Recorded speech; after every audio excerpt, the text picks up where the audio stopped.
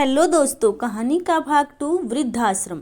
परिधि के mummy papa परिधि के ससुराल जाने के लिए मान गए और सबके साथ घर चले गए।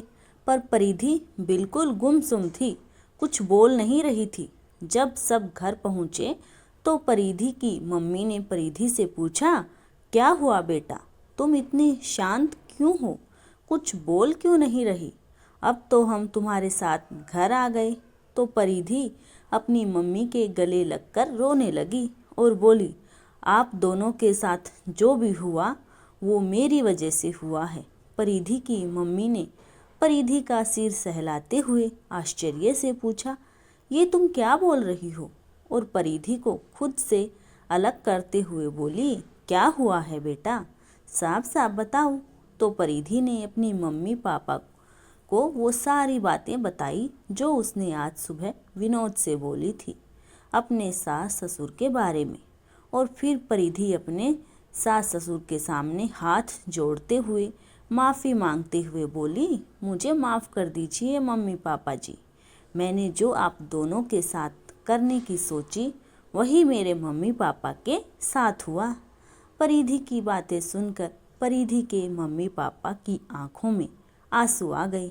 बात को संभालते हुए विनोद की मम्मी बोली, तुम भी क्या बात लेके बैठ गई परिधि बेटा, घर में ये छोटी छोटी बातें तो होती रहती हैं, ऐसी बातों को दिल पे नहीं लेते, हम भी सब भूल गए हैं, अब तुम भी भूल जाओ। तभी विनोद बोला, हाँ परिधि, मम्मी ठीक कह रही है, और तुम्हारे मम्मी पापा कितने समय के बाद घर आए हैं और तुम ये सब बातें लेकर बैठ गई हो। अब जाओ, जाके खाना बनाओ, सबको भूख लगी है। परिधि खाना बनाने चली गई और विनोद भी अपने कमरे में चला गया। हर्ष अपने दादा दादी और अपने नाना नानी जी के साथ ड्राइंग रूम में बैठा था। हर्ष आज बहुत खुश था, उसके नाना नानी भी उसके साथ रहने वाले थे। अब हर्ष ने अपने दादाजी से पूछा, दादाजी, वहाँ आश्रम में कितने सारे लोग थे, क्या उन सब के पास घर नहीं है क्या? उन सब के बच्चे नहीं हैं? सब आश्रम में क्यों रहते हैं?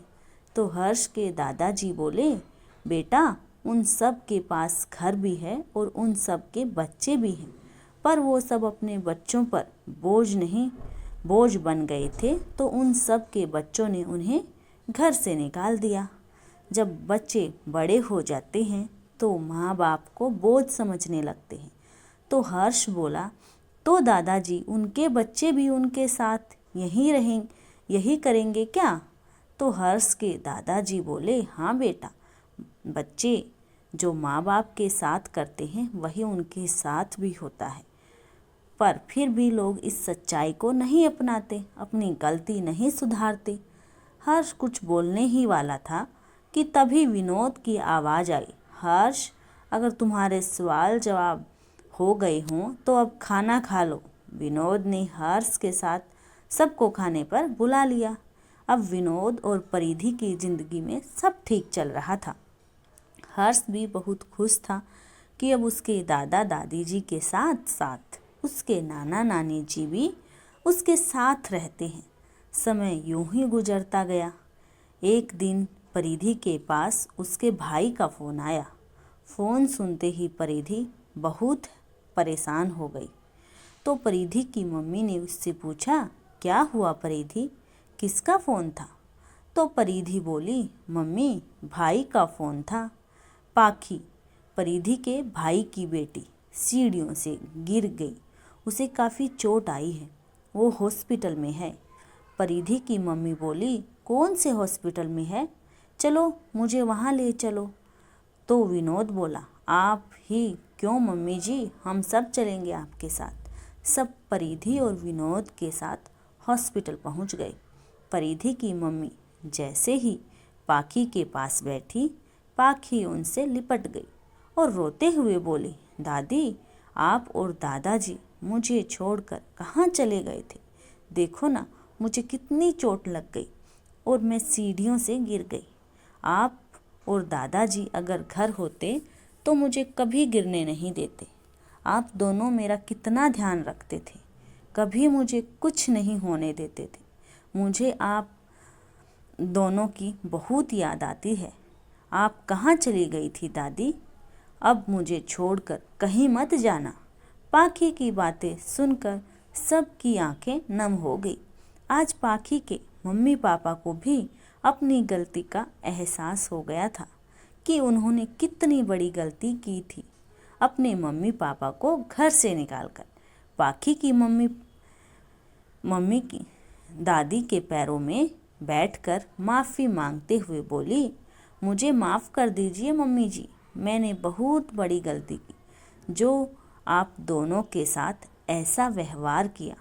पाखी के पापा भी अपने मम्मी पापा के आगे हाथ जोड़ते हुए बोले, मुझे माफ़ कर दो मम्मी पापा, मुझे आप दोनों के साथ ऐसा नहीं करना चाहिए था।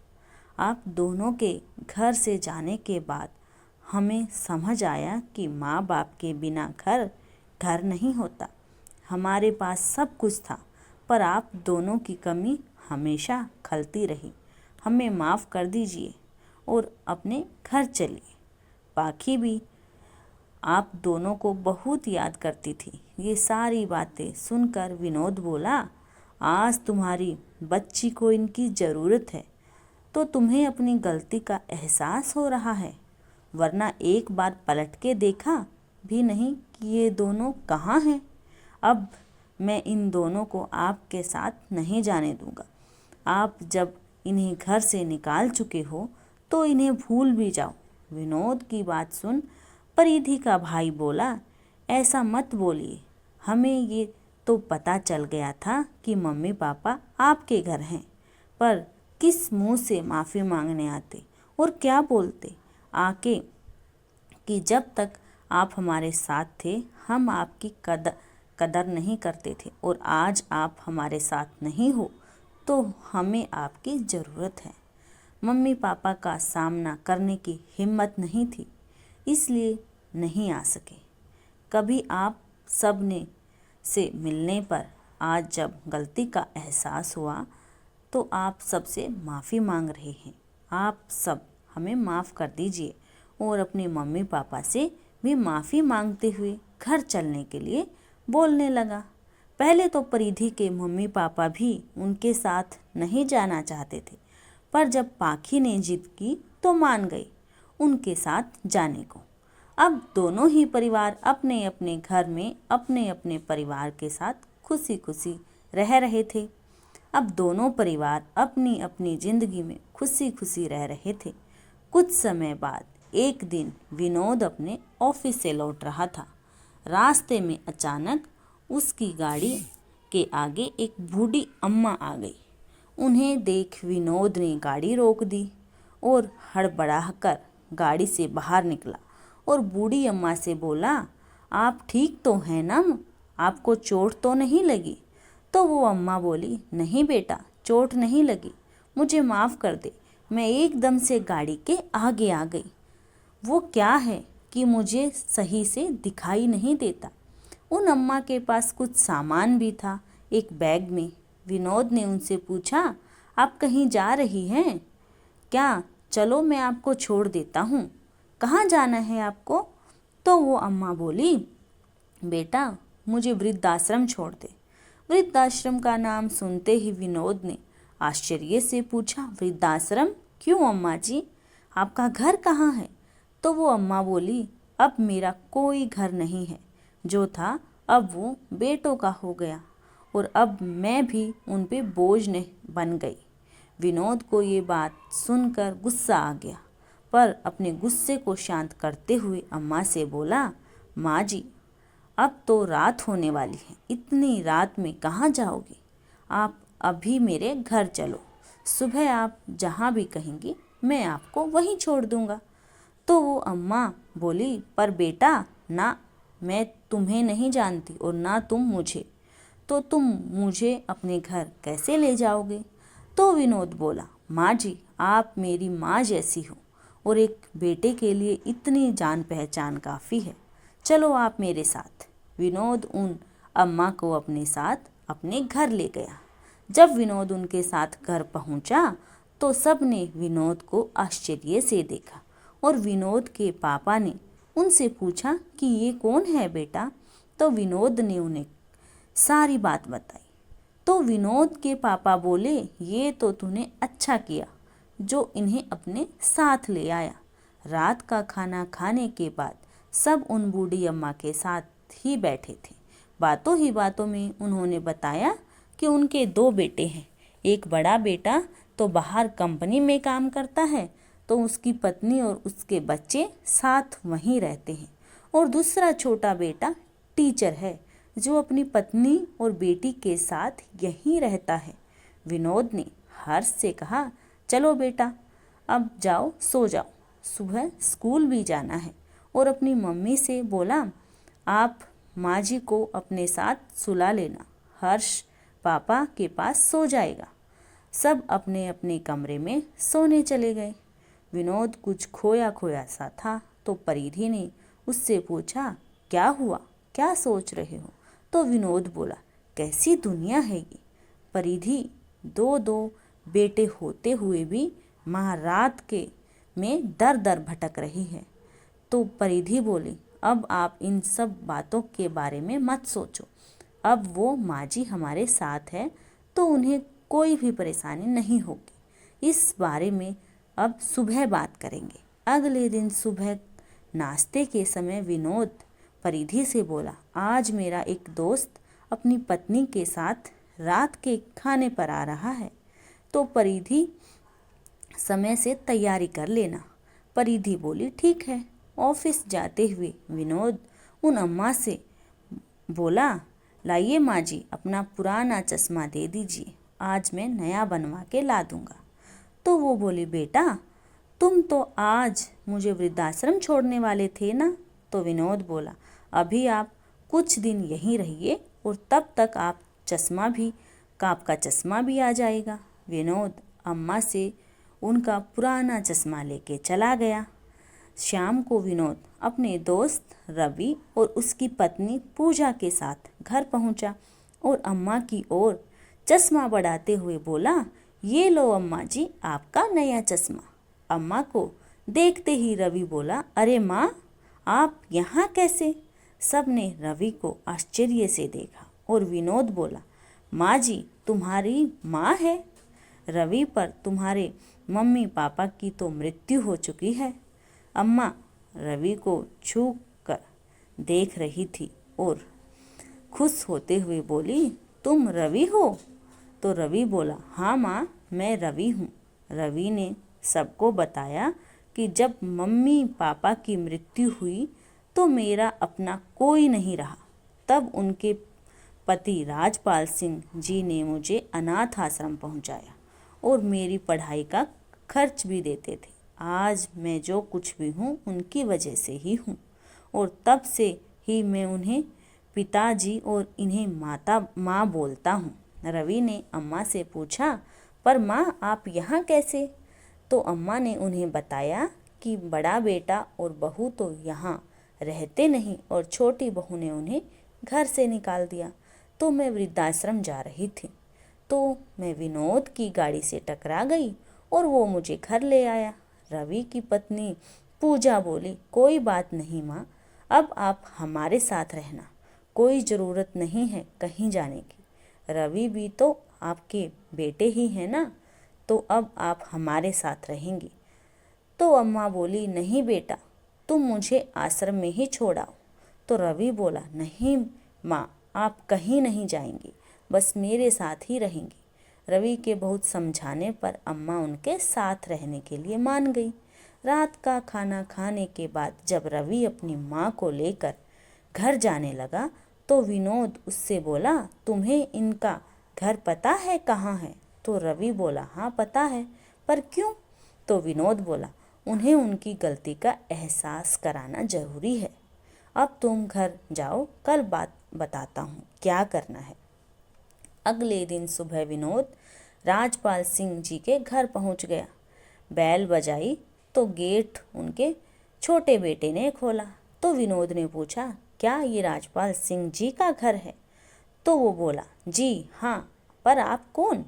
तो विनोद बोला, जी मैं एक पॉलिसी कंपनी से आया हूँ, आपके पिता आपके पिताजी ने आपकी माताजी के नाम एक पॉलिसी कराई थी, वो पूरी हो गई है, उसी के पैसे देने हैं, आप माँ जी को बुलवा दीजिए। तो राजपाल जी का बेटा बोला, वो तो अभी घर पर नहीं है, कुछ दिन के बाद आएगी, कहीं गई हुई है।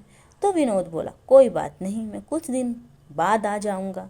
तो राजपाल जी की बहू बोली, कुछ दिन बाद क्यों, आप हमें दे दीजिए, हम माँ जी को दे देंगे, आप क्यों बार बार परेशान होते हैं।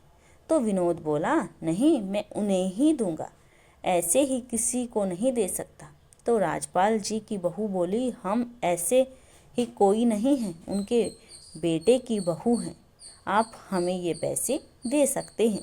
तभी बाहर से एक आवाज़ आई कि पैसे लेने के लिए आप इनके बेटा बहू बन गए, वरना ये आप पर बोझ बन गई थी। इतना बोलकर रवि माँ जी को अपने साथ अंदर ले आया।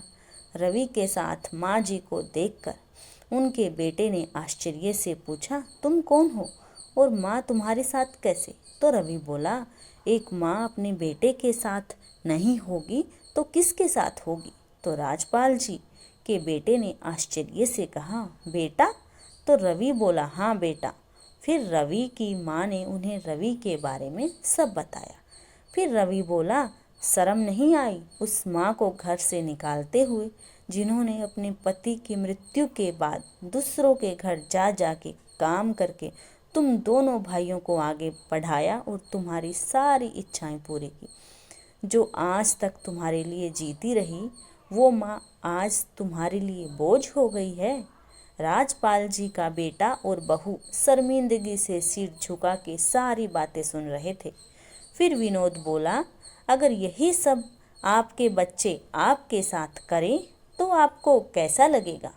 राजपाल जी के बेटे और बहू ने माँ जी के पैर छू के माफ़ी मांगते हुए कहा, हमें माफ़ कर दो माँ, हमसे बहुत बड़ी गलती हो गई, आगे से ऐसा कभी नहीं करेंगे। तो रवि बोला, आगे से मैं ऐसा होने ही नहीं दूंगा, अब माँ मेरे साथ ही रहेगी। तो राजपाल जी का बेटा बोला, माँ क्या आप हमें माफ़ नहीं कर सकती। तो माँ जी बोली, एक माँ अपने बच्चे से कभी नाराज़ नहीं होती, मैं भी नहीं हूँ तुमसे नाराज़, पर अब मैं रवि के साथ ही रहूँगी। रवि माँ जी को अपने साथ लेकर चला गया। रवि की माँ जाते जाते यही सोच रही थी कि जिनके लिए मर मर के जीती रही, उनके लिए मैं बोझ हो गई, और जिससे जरा सा सहारा दिया उसने पलकों पे बिठा लिया। और राजपाल जी के बेटे और बहू इसी पछतावे में रहे कि उन्होंने जो किया वो बहुत ही गलत किया। धन्यवाद दोस्तों, आज ये कहानी ख़त्म होती है। आपको ये कहानी कैसी लगी प्लीज़ कमेंट करके ज़रूर बताइएगा। धन्यवाद।